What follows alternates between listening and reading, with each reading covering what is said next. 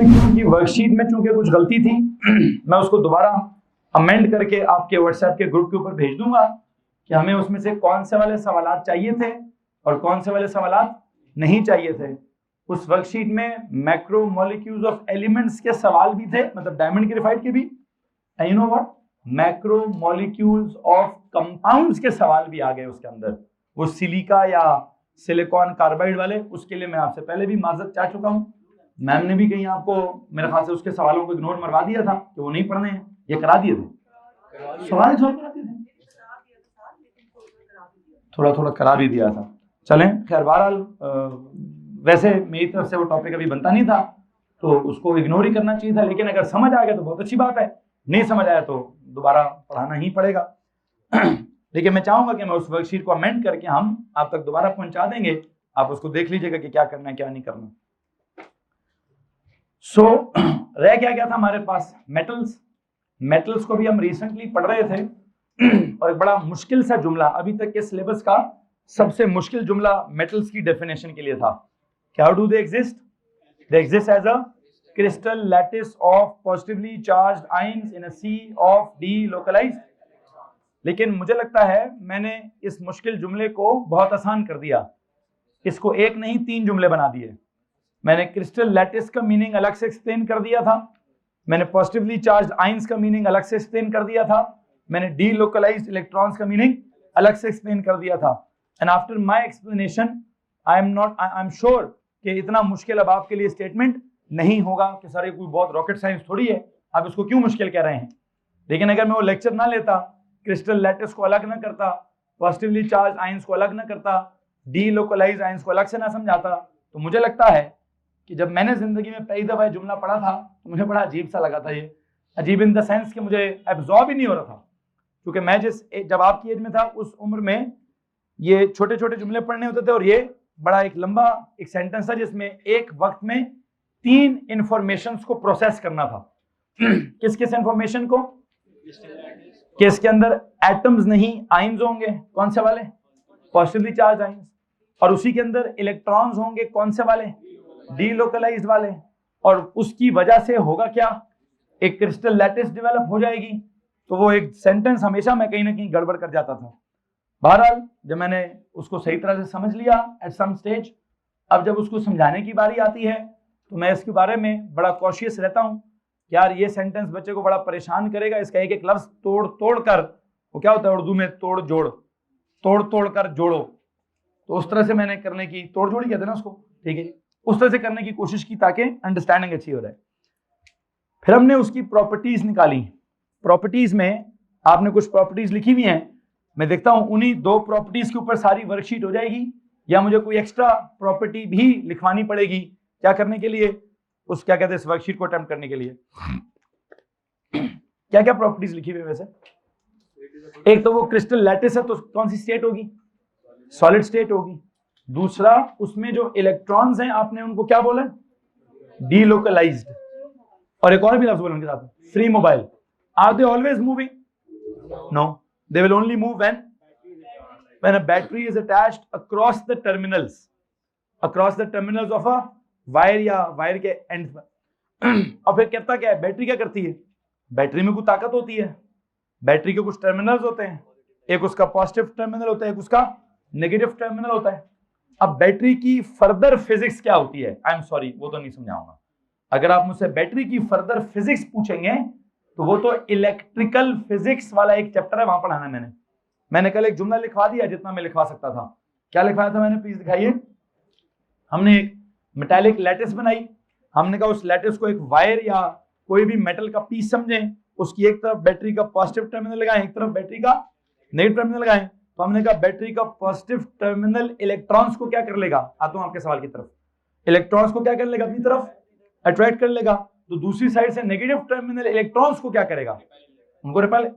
असल में बैटरी का पॉजिटिव टर्मिनल इलेक्ट्रॉन्स को खींचता है और बैटरी का नेगेटिव टर्मिनल इलेक्ट्रॉन्स को रिपेल करता है। ये अट्रैक्शन या रिपल्शन सिर्फ किसको मौसूल होती है? इलेक्ट्रॉन्स को सिर्फ। क्यों? उनके साथ एक कॉन्सेप्ट है थोड़ा सा, वो क्या है? नहीं नेगेटिव तो पूरे पूरे हैं, वो थोड़े नहीं है। वो डीलोकलाइज का जो टर्म है ना उनका एक कैरेक्टर है डीलोकलाइज्ड। उस कैरेक्टर की वजह से वो क्या कर जाते हैं, वो बैटरी के इन्फ्लुएंस में आकर ड्रिफ्ट कर जाते हैं। क्या कर जाते हैं? चूंकि उनको इनिशियली एटम्स ने क्या किया हुआ था, अपने आप से निकाला हुआ था, वो एटम का परमानेंट हिस्सा नहीं है। वो एटम का क्या है? वो एटम का क्या है? वो एक डीलोकलाइज्ड हिस्सा है, ठीक है, जिसको हमने कहा फ्री मोबाइल इलेक्ट्रॉन्स हैं, नॉट ऑलवेज, ओनली व्हेन क्या? Only when the battery is attached. तो बैटरी क्या करेगी? बैटरी उन डीलोकलाइज्ड इलेक्ट्रॉन्स को एक तरफ से क्या कहते हैं, पुश करेगी, दूसरी तरफ से पुल करेगी, मतलब एक तरफ से अट्रैक्ट करेगी, दूसरी तरफ रिपेल करेगी।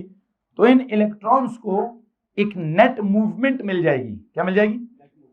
और जो ये नेट मूवमेंट ऑफ इलेक्ट्रॉन्स है from the negative terminal of the battery to the positive terminal of the battery, इस मूवमेंट ऑफ इलेक्ट्रॉन्स को कहते क्या है? Electrical current. अब यहां से इलेक्ट्रिकल करंट की फर्दर डिटेल्स क्या है, ये भी किधर पढ़ाऊंगा, ये भी मैं फिजिक्स में पढ़ाऊंगा। Electrical current will be the fifth base quantity. You remember first is mass, नहीं पहले लेंथ पढ़ा, लेंथ फिर मास फिर टाइम फिर टेम्परेचर फिर इलेक्ट्रिकल करंट। इलेक्ट्रिकल करंट पढ़ाऊंगा मैं आपको 5वें नंबर पर, लेकिन मैं यहां से इलेक्ट्रिकल करंट तक पहुंच जरूर गया हूं, ठीक है। मुझे वैसे वहां पे भी इलेक्ट्रिकल करंट पे पहुंच जाना चाहिए था, ठीक है, लेकिन बहरहाल इलेक्ट्रिकल करंट के बारे में अगर यहां कुछ पूछना चाहेंगे, हाँ मैं कम से कम इतना जरूर लिखवा दूंगा। इलेक्ट्रिकल करंट क्या चीज है? एक फिजिकल क्वांटिटी है। फिजिकल क्वांटिटी में से एक बेस क्वांटिटी है। सिंबल इसका जो भी है, यूनिट इसकी जो भी है, वो अगर आप मुझसे चाहते हैं तो हाँ मैं फिजिक्स के हिसाब से लिखवा दूं। जरा अंडरलाइन करें इलेक्ट्रिकल करंट को प्लीज। कल के लेक्चर में जाएं, जहां पे आपने इलेक्ट्रिकल करंट लिखा हुआ है प्लीज उसको अंडरलाइन करें। जहां पे आपने इलेक्ट्रिकल करंट लिखा हुआ है प्लीज उसको अंडरलाइन करें। उसके साथ क्या क्या लिखेंगे सुने जरा।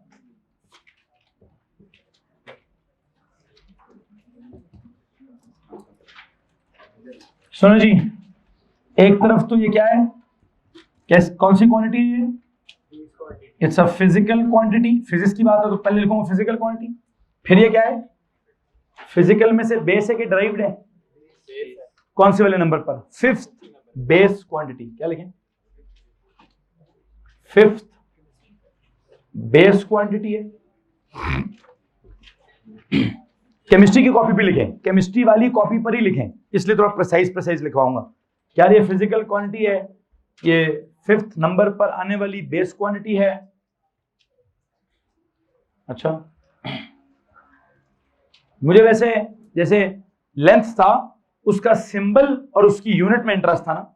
सिंबल क्या था लेंथ का? एल। यूनिट क्या थी? मीटर। मास का सिंबल क्या था? एम। यूनिट क्या थी? हाँ जी, केजी। टाइम का सिंबल क्या था? टी। यूनिट्स क्या थी? सेकेंड्स। यहां पर ये जो करंट है इसका सिंबल क्या है? ये बड़ी अजीब सी बात है वैसे। किसका सिंबल है? I don't know. है जी, इसका symbol is I don't know. तो if I don't know starts with I, तो ये लिख दो जी। है जी, सो क्या सीन है भाई? वैसे तो लेंथ स्टार्ट्स विद एल, तो एल सिंबल है। Mass starts with M, M symbol है। टाइम स्टार्ट्स विद टी, तो टी सिंबल है। करंट स्टार्ट्स विद सी, तो सी सिंबल तो नहीं है, तो फिर क्या सिंबल है? I don't know. तो फिर आई डोंट नो कहां से स्टार्ट होता है? आई से। तो एक तो वजह ये। खैर वैसे इसकी ना पिछले साल एक और बच्चे ने बड़ी मजे की एक्सप्लेनेशन दी थी। अरमगान हंस रहे हैं, अरमगान को शायद याद आ रहा है। अरमगान क्या एक्सप्लेनेशन दी?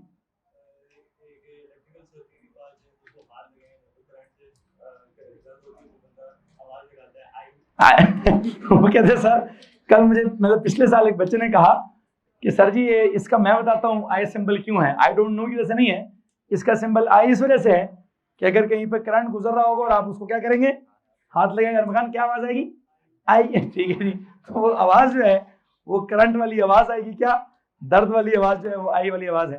खैर बहरहाल इस symbol is I and you know इसकी अगर आप एस आई यूनिट की बात करेंगे तो उसका एक साइंसदान है, साइंसदान का नाम क्या है? एम्पेयर। क्या नाम है जी? Ampere. Its SI unit is capital A. Capital A stands for ampere. Capital A इसका ऐसा यूनिट है विच स्टैंड्स फॉर क्या, विच स्टैंड्स फॉर एम्पेयर। और हाँ, इसके बारे में अगर आप मुझसे कुछ और भी पूछेंगे तो एक चीज और बता देता हूं, इसका मेजरिंग इंस्ट्रूमेंट क्या होगा? Measuring instrument volt meter voltage measure करेगा, एम्पेयर इसकी यूनिट तो एम मीटर, क्या एम मीटर, एम मीटर क्या होता है जनाब साहब? Ammeter. ठीक है जी, ये कॉपी किसकी है मेरे पास? एंड यू नो अगर आप इसके लिए कोई एक बेसिक सा बड़ा सिंपल सा इलेक्ट्रिकल सर्किट ड्रॉ करना चाहते हैं, वो जरा सुन लीजिए। मैं ऑल्दो मुझे मालूम है मैं थोड़ा किधर चला गया हूं, मैं थोड़ा फिजिक्स के स्टाइल में चला गया हूं। इसका मतलब है कि मैं फिर क्या करूंगा, मैं फिजिक्स वाला जब चैप्टर पढ़ा रहूंगा फिजिकल क्वांटिटीज वाला, तो वहां क्या करूंगा उधर जी, फिर मैं वहां पे ये करंट शरंट नहीं पढ़ाऊंगा, इसकी जब बारी आएगी तभी पढ़ाऊंगा। मैं अभी इससे जान छुड़वा रहा हूँ। आपको पता है बेस क्वांटिटी के बारे में तो ही पता करना है ना, ये उसके कोई बड़े लंबे चौड़े फार्मूले लिखने हैं, उसका तो कोई फार्मूला नहीं है, तो सेल्फ एक्सप्लेनेटरी है। बस पता होना चाहिए फिजिकल है, बेस है, सिंबल क्या है, यूनिट क्या है, इंस्ट्रूमेंट क्या है, सिचुएशन कौन सी में इस्तेमाल होता है। तो अगर मुझसे सिचुएशन पूछेंगे, इलेक्ट्रिकल करंट के बाद एक सिंपल सा इलेक्ट्रिकल सर्किट बना देता हूं, सिंपल सा इलेक्ट्रिकल सर्किट। तो सिंपल सा इलेक्ट्रिकल सर्किट सुन लीजिए।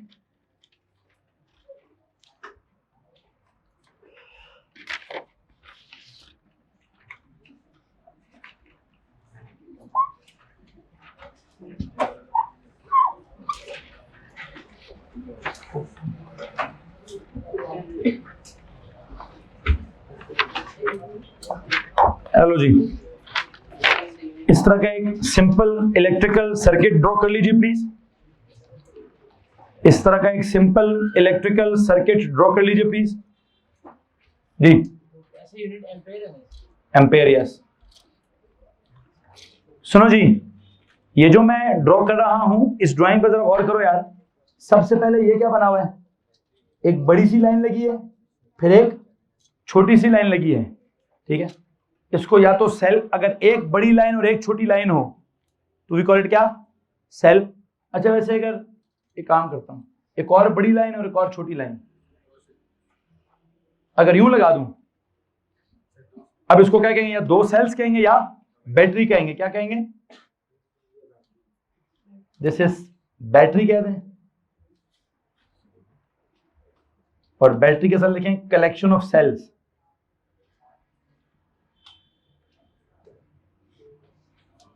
This is the collection of cells. और ये जो बैटरी की बड़ी वाली लाइन है ना, दिस बड़ी वाली लाइन इज ऑलवेज कौन सा terminal, plus terminal, positive terminal. And जो छोटी वाली लाइन है, दिस इज क्या, this is negative terminal. Battery का जो लेफ्ट वाला एंड है वो पॉजिटिव टर्मिनल है और ये वाला नेगेटिव टर्मिनल है। दिस बड़ी वाली लाइन इज क्या, positive terminal of the battery. और ये जो छोटी वाली लाइन है, this is the negative terminal of the battery. फिर अगर आप इस पॉजिटिव टर्मिनल के साथ दो नुक्ते देखें, ये दो नुक्ते किस चीज के हैं, ये एक स्विच है, क्या ये किसी का सिंबल है, ये स्विच का सिंबल है, किस चीज का, इस वक्त स्विच ऑफ है ऑन है, ऑफ है। अगर आप इसको यूं टिक करेंगे, इसको इसके साथ ज्वाइन करेंगे तो क्या हो जाएगा, स्विच क्या हो जाएगा, ऑन हो जाएगा। इस वक्त ये क्या है, what is this, this is a switch that is of. इस वक्त ये स्विच है क्योंकि इस वक्त क्या है, ऑफ। और अगर मैं क्या करूं, अगर मैं कहूं जी मैंने ये दोनों बटन आपस में क्या कर दिए, ज्वाइन कर दिए, तो फिर ये क्या सिचुएशन है, ये स्विच की इस सिचुएशन को क्या कहूंगा, this is switch, switch is now what, switch is now on, switch is now on. जैसे ही स्विच ऑन करेंगे, जैसे ही स्विच ऑन करेंगे, इलेक्ट्रिकल सर्किट क्या हो जाएगा, कंप्लीट। क्या हो जाएगा, what is mean by complete? Complete का मतलब है कि आप बीच में से क्या गुजरेगा? करंट गुजरेगा। ये कौन है? Ammeter. ये एम मीटर क्या करेगा? ये करंट मेजर करेगा। This is current measuring device. This is current measuring device. Battery नजर आ रही है, उसका पॉजिटिव टर्मिनल नजर आ रहा है, उसका नेगेटिव टर्मिनल नजर आ रहा है, उसकी लेफ्ट साइड पे एक स्विच लगा दी। फ्री मोबाइल डीलोकलाइज्ड क्या होते हैं? इलेक्ट्रॉन्स होते हैं, जो कि क्या कर सकते हैं? जो बैटरी के एक टर्मिनल से दूसरे टर्मिनल की तरफ ट्रेवल कर सकते हैं। और जब वो बैटरी के एक टर्मिनल से दूसरे टर्मिनल की तरफ ट्रेवल कर रहे होते हैं तो रास्ते में क्या होता है? What is this? This is a lamp और a bulb. It's a lamp. ऐसे इस लैंप में से जब करंट गुजरेगा तो लैंप होगा क्या? रोशन। लैंप क्या हो जाएगा? लैंप में एनर्जी जाएगी कौन सी वाली? इलेक्ट्रिकल। लैंप को हो क्या जाएगा? ऑन। तो मतलब क्या निकलेगा उसमें से? तो यहां पर असल में क्या होगा? Electrical energy will convert into light energy. क्या? रोशनी पैदा होना स्टार्ट। तो लैंप में क्या होता है? लैंप में एक्चुअली अब ये तो बहुत आगे की बात हो गई ना कि इलेक्ट्रिकल एनर्जी थी किसमें कन्वर्ट हो गई? लाइट एनर्जी में। खैर ये तो अब मैं इसकी तो डिटेल अभी आई एम सॉरी नहीं पढ़ा सकता। ये तो मेरा पूरे का पूरा कौन सा टॉपिक है जी? इलेक्ट्रिकल फिजिक्स का टॉपिक है। किसका टॉपिक है? इलेक्ट्रिकल फिजिक्स का टॉपिक है। बहरहाल मुझे इस वक्त आपको सिर्फ क्या पढ़ाना है? मुझे आपको इस वक्त सिर्फ ये समझाना है कि जनाब साहब ये सिंपल इलेक्ट्रिकल सर्किट जो है वो क्या है, इसमें करंट किधर है यार? बस छोड़ो सारी बातें, करंट किधर है समझा दो। जैसे ही आपने स्विच ऑन किया, किधर है करंट? करंट के बारे में ऊपर क्या लिखा है? इट ट्रेवल्स कहां से कहां? करंट होता है इलेक्ट्रॉन्स। क्या होता है? इलेक्ट्रॉन्स की क्या? मूवमेंट। इलेक्ट्रॉन्स होते हैं क्या? Negatively charge ions. इन सारी तारों के अंदर electrons, free electrons, mobile electrons, delocalize electrons मौजूद हैं। मौजूद है सबके सब। अच्छा तो अब क्या होगा? अब इलेक्ट्रॉन्स क्या करेंगे? पॉजिटिव टर्मिनल उन इलेक्ट्रॉन्स को क्या करेगा? अट्रैक्ट कर लेगा। नेगेटिव टर्मिनल इलेक्ट्रॉन्स को क्या करेगा? रिपेल करेगा। तो जो नेगेटिव टर्मिनल है ये इलेक्ट्रॉन्स को रिपेल करेंगे इलेक्ट्रॉन्स इधर चले जाएंगे, फिर इलेक्ट्रॉन्स इधर चले जाएंगे। अच्छा पॉजिटिव टर्मिनल इलेक्ट्रॉन्स को क्या करेगा? अट्रैक्ट करेगा। ये इधर आ जाएंगे, ये यहां चले जाएंगे, और ये जो मैंने आपको रेड कलर के एरोज बना के दिखाए हैं, what are these arrows for? These arrows are for the direction of electrons, direction of the movement of electrons. What is this? देखिए जी,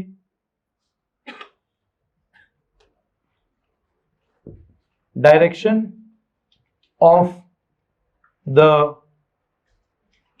मूवमेंट ऑफ द इलेक्ट्रॉन्स। कौन से इलेक्ट्रॉन्स? द फ्री या फिर मोबाइल या फिर डीलोकलाइज्ड क्या? Electrons. जी आवाज नहीं आ रही, ऊंचे बोलो। मैं साथ साथ बोल भी रहा था, प्लीज सुनने पे भी ध्यान दीजिए। बैटरी के साथ, स्विच के साथ, एमीटर के साथ।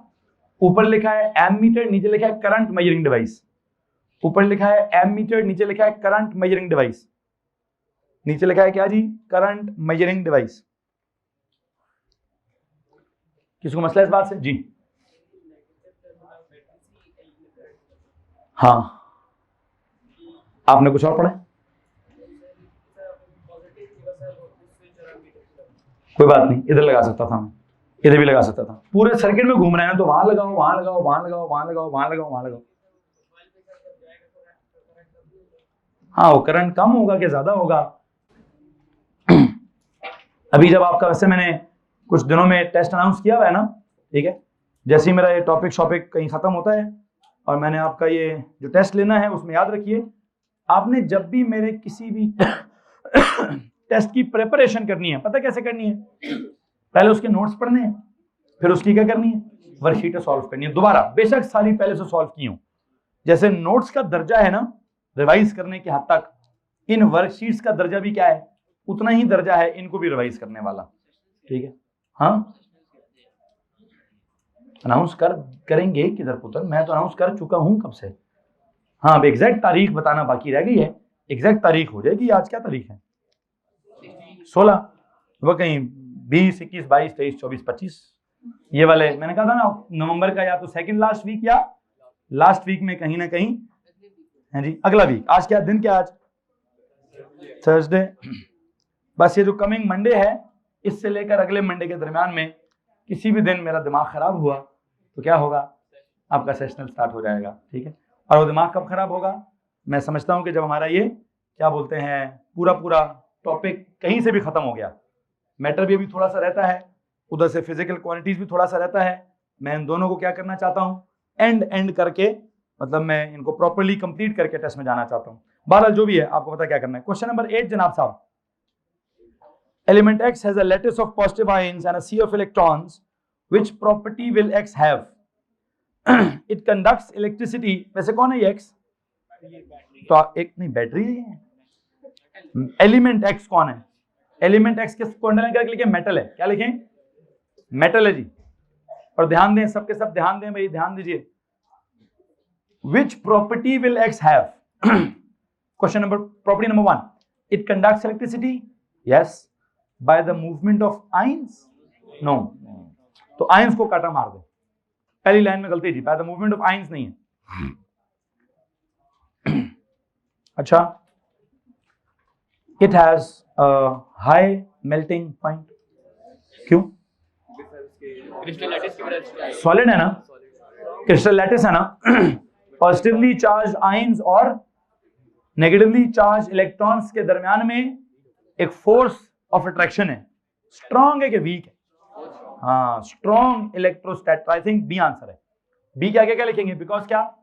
बिकॉज ऑफ क्या? अ strong electrostatic force of attraction. उसको बाद में देखता हूं, पहले बी क्या क्या लिखें? Because of a strong electrostatic. B के सामने एक जुमला लिख लें प्लीज, लिख लेना यार पहले। बिकॉज ऑफ अ क्या? Strong electrostatic force of attraction between क्या? between the positively charged ions and the negatively charged electrons, and the negatively charged sea of electrons, and the negatively charged sea of electrons. हाँ, तो एक काम करें, I dot E metallic bonding, जुमला खत्म करके लिखें I dot E metallic bonding. तो मेटालिक बॉन्डिंग क्या होती है? एक स्ट्रॉन्ग फोर्स ऑफ अट्रैक्शन होती है, जिसके नतीजे में क्या होता है? स्ट्रॉन्ग फोर्स ऑफ अट्रैक्शन के नतीजे में पार्टिकल्स आपस में क्या होते हैं? टाइटली पैक्ड या जैम पैक्ड या क्लोजली पैक्ड या सॉलिड स्टेट में होते हैं, जिनको एक दूसरे से अलग अलग करना थोड़ा नहीं, अच्छा खासा मुश्किल होता है। इसलिए इनका स्टेट सॉलिड होती है और मेल्टिंग पॉइंट बहुत हाई होता है। किसी मसला है? वैसे ये स्टेट क्या होती है और क्या नहीं होती, मेल्टिंग पॉइंट कम होता है कि ज्यादा होता है, ये बातें मेरे अगले टॉपिक में हैं। अगले टॉपिक का नाम क्या है? States of matter. मैं उस तरफ जाऊंगा अभी वैसे इंशाल्लाह। सी ऑप्शन को देख लेते हैं। सी में क्या लिखा है? Decomposed by an electrical current. जब किसी वायर में से इलेक्ट्रिकल करंट गुजरता है तो स्ट्रक्चर डिकम्पोज हो गया, मतलब स्ट्रक्चर टूट जाता है? नहीं, स्ट्रक्चर तो इंटैक्ट है। पॉजिटिव आयंस तो इंटैक्ट है, मेटल की वायर तो इंटैक्ट है, कोई डिकम्पोजिशन नहीं हुई, ठीक है? करंट तो आराम से गुजर जाता है, करंट गुजरने के बाद उसको कुछ भी नहीं हो रहा, तबाशबा नहीं हुआ, कोई डिकम्पोजिशन नहीं हुई। वैसे एक और ऑप्शन में लिखा है D, it is not malleable. I think malleable को मैंने अभी तक नहीं पढ़ाया, लेकिन study letter. Underline the word malleable. D नहीं, आंसर नहीं है, मैंने अभी मेलिएबल पढ़ाया नहीं है। मैं देखता हूं मैंने मेलिएबल के बारे में कुछ पढ़ाना है कि नहीं पढ़ाना। प्रॉपर्टी है मेलिएबल को अंडरलाइन करके लिख स्टडी लेटर। क्वेश्चन नंबर 9 पे जाएं। वंस अगेन क्या सवाल है? Metals have high melting points. क्यों? ये तो वही सवाल है। What is the reason for this? Their atoms are joined by strong covalent bonds हैं? नहीं, एटम पहली बात एटम्स नहीं और कोवेलेंट बॉन्ड्स भी नहीं। They have strong forces of attraction between negative ions. No, काट दीजिए। They have strong forces of attraction between negative ions, फिर काट दीजिए। They have strong forces of attraction between positive ions and delocalized. ऐसी answer है। और इस जुमले के एंड पे क्या लिखे? आई डॉट ई क्या? Metallic bonding. तो क्वेश्चन 8 और 9 ऑलमोस्ट सिमिलर है। डी का आंसर क्या हुआ जी? 9 का आंसर क्या है? Delta. Question number 10, metals are elements that have many similar properties because of their structure। मतलब सारे मेटल्स ही क्या होते हैं? गुड कंडक्टर्स, सबकी प्रॉपर्टीज काफी सिमिलर होती है। Which statement about metals is correct? Number 1, metals are malleable। क्या? मैंने फिर अभी malleable के बारे में नहीं पढ़ाना। Because the layers of atoms can slide over each other। ठीक है, ए को जरा होल्ड करके रखें। B, metals conduct electricity because their ions vibrate and pass on energy to each other। नहीं यार, वाइब्रेट नहीं, मूव। तो ions vibrate and pass on energy, no, ऐसा कोई जुमला नहीं है, गलत है। B पे काटा मारो।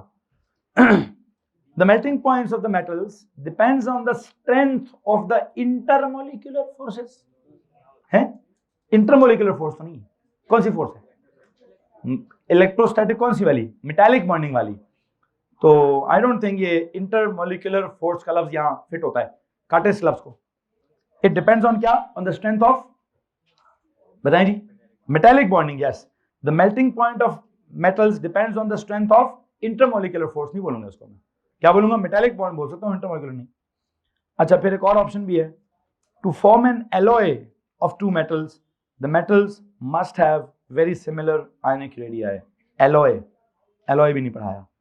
तो इस आखिरी सवाल में 2 लफ्ज हैं जो मैंने नहीं पढ़ाए हुए। कौन से?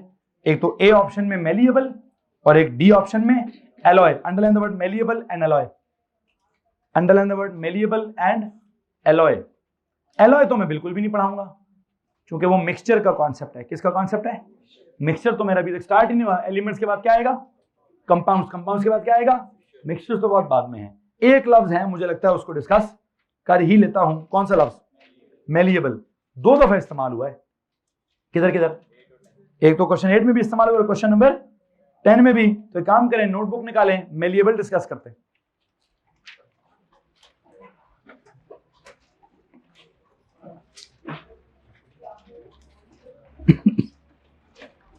नोट्स में क्या चल रहा है अभी? इलेक्ट्रिकल करंट की बातें चल रही थी ना। दिखाओ जी कहां तक पहुंचाई मैंने बात। वैसे हमारा टॉपिक चल रहा है मेटल्स की क्या?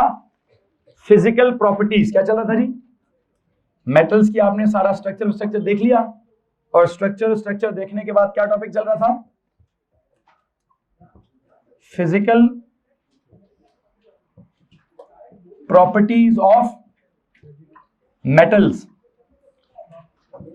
आपने सबसे पहली बात मेटल्स के साथ क्या लिखी हुई है? प्लीज ये बताएं यार, कोई कॉपी तो नीट वाली दिखाएं। फिजिकल प्रॉपर्टीज ऑफ मेटल्स में सबसे पहले क्या लिखा आपने? They are all what? They are all solids. क्या लिखा हुआ है आपने? सॉलिड्स। फिर आपने उन सॉलिड्स का मेल्टिंग पॉइंट डिस्कस नहीं किया, सीधे सीधे क्या डिस्कस किया? कंडक्टिविटी। क्या डिस्कस किया नहीं? अच्छा, एक काम करते हैं, और कंडक्टिविटी सारी आगे एक्सप्लेन हो गई है। कंडक्टिविटी में कोई चीज रहती नहीं है। ओके, देखते हैं मैंने क्या करना। सुने जरा, सबसे पहले तो आपने जो इसकी फिजिकल प्रॉपर्टीज में प्रॉपर्टी बताइए, क्या बताइए? Physical state. क्या बताया जी? कि इसकी फिजिकल स्टेट क्या है? हाँ जी, मतलब मेटल्स की क्या फिजिकल स्टेट होती है? They are solids. अब वो सॉलिड्स किस किस्म के सॉलिड्स हैं? 2 किस्म के सॉलिड्स होते हैं, या सॉलिड्स की फर्दर बड़ी मुख्तलिफ प्रॉपर्टीज होती हैं। कुछ होंगे गुड कंडक्टर्स, कुछ होंगे बैड कंडक्टर्स। कुछ होंगे लो मेल्टिंग पॉइंट वाले सॉलिड्स, कुछ होंगे हाई मेल्टिंग पॉइंट वाले सॉलिड्स, कुछ होंगे मेलिएबल, कुछ होंगे नॉन मेलिएबल, कुछ होंगे डक्टाइल, कुछ होंगे नॉन डक्टाइल, कुछ होंगे सनोरस। अब ये लफ्ज मैं क्या बोलता जा रहा हूं, ये लफ्ज जरा सुनने समझने से ताल्लुक रखते हैं। कुछ की डेंसिटी होगी लो, कुछ की डेंसिटी होगी, चलो ये तो आपको पता है ना कि कुछ की डेंसिटी लो होगी, कुछ की डेंसिटी हाई होगी। एक काम करते हैं, आप जहां पे भी हैं वहां जाके लिखें, हेडिंग दीजिए जी, हेडिंग दीजिए further properties of metallic solids. Further heading दीजिए जी, क्या फर्दर प्रॉपर्टीज, ये ना लिखें प्लीज, जो लिखवा रहा हूं वो लिखें, फर्दर प्रॉपर्टीज ऑफ। अब ठीक है ठीक है ठीक है, नहीं वो तो पहले से हेडिंग चल रही है, 2 पेजेस पीछे क्या हेडिंग थी, physical properties of metals heading चल रही थी ना। अब मैं क्या कर रहा हूं, अब मैं कह रहा हूं further properties of metallic solids. क्या हैं वो सॉलिड्स हैं, तो क्या टॉपिक बनाए जी, ये तो आपका पहले से कहानी चल रही है, न्यू कहानी क्या डेवलप हो गई, फर्दर प्रॉपर्टीज ऑफ क्या,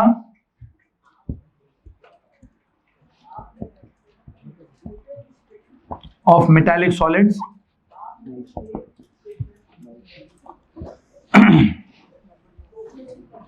अगर आप अपनी नोट शीट देखें, सॉरी ये वर्कशीट देखें, तो उसमें 2-3 सवाल थे किस बारे में, कि मेटालिक सॉलिड्स का मेल्टिंग पॉइंट क्या था, क्या था जी, हाई मेल्टिंग पॉइंट था। क्या था जी, हाई मेल्टिंग पॉइंट था।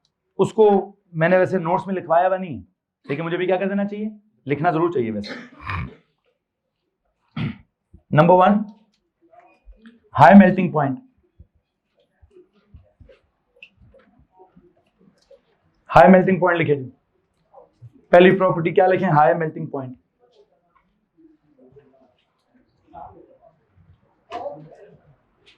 और उसकी वजह बता दें, स्ट्रॉन्ग मेटालिक बॉन्ड्स। क्यों जी, वजह क्या है, बिकॉज ऑफ क्या,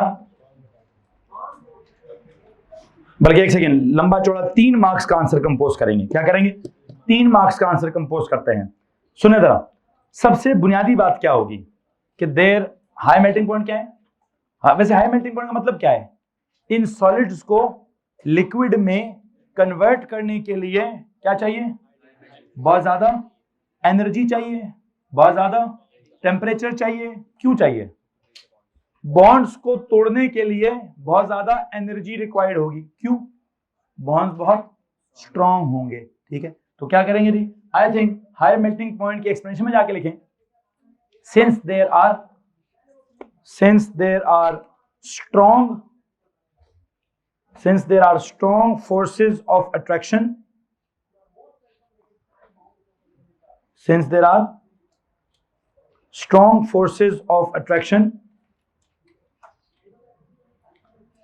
there are strong forces of attraction, between क्या क्या, there are strong forces of attraction between positively, between क्या, between positive ions and negative delocalized electrons. Since there are strong forces of attraction between positive ions and negative delocalized electrons, मैं बोल रहा हूं, सुनते जाओ, सुन के लिखो। दूसरी प्रॉपर्टी क्या लिखो जी, डक्टाइल एंड मेलिएबल। वैसे तो इसका जनरल मीनिंग ये है कि इनके ऊपर जब आप फोर्स लगाते हैं, सुनिएगा जरा, लिखना छोड़ दीजिए। जब मेटल्स के ऊपर फोर्स लगाई जाती है, तो एक सवाल है आपसे, मेटल टूटकर किरची हो जाता है या डीफॉर्म हो जाता है। शीशे में और लोहे में फर्क क्या है, शीशा गिरेगा तो किरची हो जाएगा, लोहा गिरेगा तो क्या होगा, लोहे पे डेंट पड़ जाएगा। क्या पड़ जाएगा, तो ये डेंट पड़ने को कहते हैं डक्टाइल होना। क्या होना जी, डक्टाइल होने का मतलब क्या है कि मारोगे तो क्या होगा, डेंट पड़ेगा, या वो क्या होगा, डिफॉर्म होगा, ब्रेक इनटू पीसेस नहीं होगा। ये ब्रेक इनटू पीसेस नहीं होता। क्या होता है ये डिफॉर्म होता है, ये डेंट होता है on the application of force. तो काम करें, डक्टाइल एंड मेलिएबल का मतलब लिखें, क्या होता है जनाब साहब? मेटल्स आर डीफॉर्म्ड या डेंटेड, डीफॉर्म्ड या metals are deformed,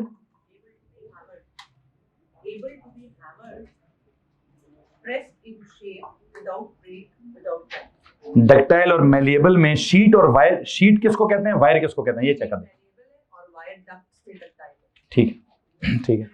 क्या हमने जनरल पहले क्या लिखा जी? metals are deformed या dented on the application of force, on the application of force, metals are deformed या dented on the application of force, on the application of force, metals are deformed या dented on the application of force, on the application of force, metals are deformed or dented on the application of force। ठीक है, फिलहाल ये लिखिए। अब अगर मैं इसका मजीद स्पेसिफिक मीनिंग निकालूं तो मेलिएबल का स्पेसिफिक मीनिंग है कि मार मार कर अगर उसको हैमर किया जाए क्या हो जाएगा वो? अगर आपके पास इस तरह का पड़ा हुआ है, किस तरह का जी? अगर आपके पास यूं करके कोई क्यूब पड़ा है और आप उसको क्या करना स्टार्ट कर देते हैं, ऊपर से हैमर करना स्टार्ट कर देते हैं, या फिर किसी मशीन में ऊपर नीचे से बंद करके प्रेस करना स्टार्ट कर देते हैं, तो एक कंप्रेस होकर क्या होगा? क्या होगा? ये कंप्रेस तो होगा ही होगा, लेकिन कंप्रेस होने के बाद क्या होगा? ये पतली सी शीट बनती जाएगी। क्या होता जाएगा ये? तो इसका शीट्स में कन्वर्ट होना, दिस वर्ड इज एक्चुअली क्या? This word actually means malleable. और जो डक्टाइल का क्या लिखा था मैम? वायर्स। ये जरा ऑफ एक काम करेंगे, एक काम करिए प्लीज, देखिए नहीं, द ग्रामेटिकल या the exact meaning of malleable is, लिखें क्या है? चलें एक और लिखें, the exact meaning of ductility is, of ductile is, the exact meaning of ductile is the property of the metals to be drawn into thin wires. The exact meaning of क्या जी? The exact meaning of ductile is the property of metals to be drawn into thin wires, to be drawn into thin wires। Ma'am ने कहा वो duct किसको कहते हैं? Duct pipe को कहते हैं या वायर को ही डक्ट कहते हैं, इस वजह से यहां पे डक्ट का लफ्ज आ गया। और मेलिएबल के लिए क्या लफ्ज है जी? देखिए जी, अगला लिखें, to be drawn into thin wires, to be drawn into thin wires, and the exact meaning of malleable is, the exact meaning of malleable is the property of metals, the exact meaning of malleable is the property of metals to be beaten into thin sheets, to be beaten into thin sheets, to be beaten into thin sheets। तो you know क्या बात हो रही है? पहले सुन लीजिए, फिर मैं सवाल लेता हूं आपसे। हैमर्ड भी ठीक है। मेलिएबल का मतलब क्या था? ड्रॉन इनटू क्या? Drawn into thin sheets, sorry, हाँ ड्रॉन, नहीं, डक्टाइल का मतलब क्या है? ड्रॉन इनटू थिन वायर्स, और इसका मतलब क्या है? Beaten into thin sheets. Hello जी, सो ये उनका एग्जैक्ट जो वर्ड मीनिंग है वो ये है। और जनरल मीनिंग क्या है? जनरल मीनिंग क्या था? जनरल मीनिंग ये है कि यार जब इन पे फोर्स लगती है, खींचने वाली लगे या मारने वाली लगे, ये किरची नहीं होते। क्या होते हैं सर? ये डिफॉर्म हो जाते हैं। क्या हो जाते हैं? या डिफॉर्म हो जाते हैं या डेंट हो जाते हैं on the application of force. एक काम करें, मैं पिछला जुमला कंप्लीट करना चाहता हूं। पहले जो मेन जुमला मैं लिखवाना चाहता था मैं उसको कंप्लीट करना चाहता हूं जी। मैं असल में वो डक्टाइल और मेलिएबल के एग्जैक्ट मीनिंग पे चला गया। एग्जैक्ट मीनिंग में मुझे इतना इंटरेस्ट नहीं है, मुझे ज्यादा इंटरेस्ट किस बात में है? जनरल वर्ड में। जनरल मैंने क्या प्रॉब्लम लिखवाई है? metals are deformed or dented on the application of force because क्या? Because the layers of atoms can slide over each other. Because the layers of particles, ये लिखें, atoms नहीं लिखूंगा, because the layers of particles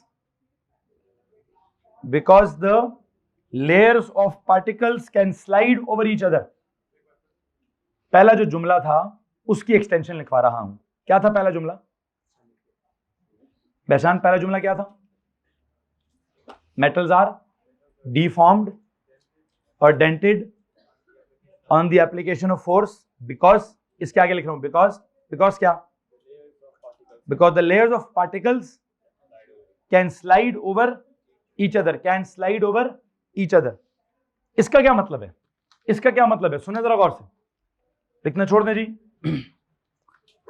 असल में वो कहते हैं जी मेटल्स को आप क्या तस्वीर करो, अब उसका प्लस है कि माइनस है उसको भूल जाओ, बस क्या तस्वीर करो कि एक क्रिस्टल लैटिस है. क्या है?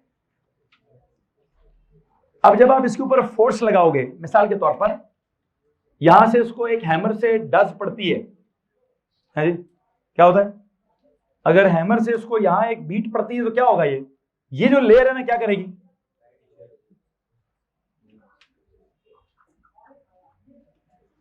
नीचे वाली दो लेयर्स जिधर हैं उधर ही रहेंगी, ऊपर वाली लेयर क्या कर जाएगी?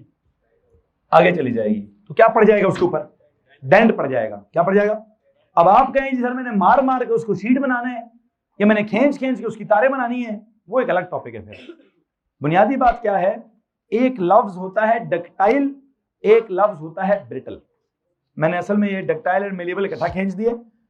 मैंने जो टर्म्स मेरे दिमाग में हैं, मैंने ऐसे सीखा हुआ है कि शीशा होता है ब्रिटल और लोहा होता है डक्टाइल. क्या मतलब है? जब गाड़ी का एक्सीडेंट होता है जब भी रोड पर, तो आपने देखा है कि उसकी जो शीशा होता है वो क्या करता है? वो टूट जाता है. जो लोहे का फ्रेम है वो क्या होता है? वो तो डेंट होता है, उस पर क्या पड़ता है? या वो भी किरची किरची हो जाता है. तो किरची किरची होने को कहते हैं ब्रिटल होना, और किरची किरची ना होने को क्या कहते हैं? डक्टाइल होना. तो पेज के हेडर पे जाओ, वहां पर एक लफ्ज लिखो, डक्टाइल एंड ब्रिटल आर क्या? Are antonyms of each other.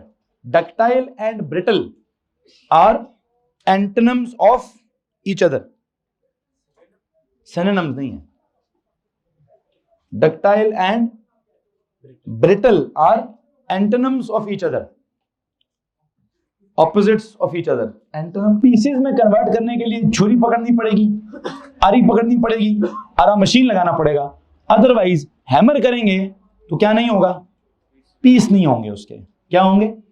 हाँ, वो कंप्रेस होकर पतली सी शीट बन जाए, या वो खिंचकर क्या हो जाए? वायर बन जाए. तो खिंचकर वायर बनने को उसने क्या बोला है? डक्ट से डक्टाइल, और प्रेस करके या मार के शीट बनाने को क्या बोला है? मेलिएबल. इसको मसला इस बात से. क्वेश्चन नंबर 10 पे वापस जाएं. क्वेश्चन नंबर 10 में क्या सीन है? Metals are elements that have many similar properties because of their structure. Which statement about metals is correct? Metals are what? Malleable because the layers of atoms can what? Slide over. Yes जनाब, ये जवाब है. A answer है जी 10 का. 10 का answer क्या है बच्चों? ए आंसर है. वो क्या है? मेटल्स हैं क्या? Malleable हैं, क्योंकि उसकी लेयर्स क्या कर सकती हैं? अच्छा, वो सिर्फ malleable नहीं है, और क्या है? डक्टाइल भी है. उसका मतलब क्या है? उसकी वजह भी यही है. उसकी वजह भी क्या है? लेयर्स क्या कर सकती हैं? आगे पीछे हो सकती हैं. कब आगे पीछे होती हैं? जब मार पड़ती है, अदरवाइज नहीं. ठीक है, तो ये क्या है? लातों के भूत हैं. खैर बहरहाल जो भी जनाब साहब, ये किसकी शीट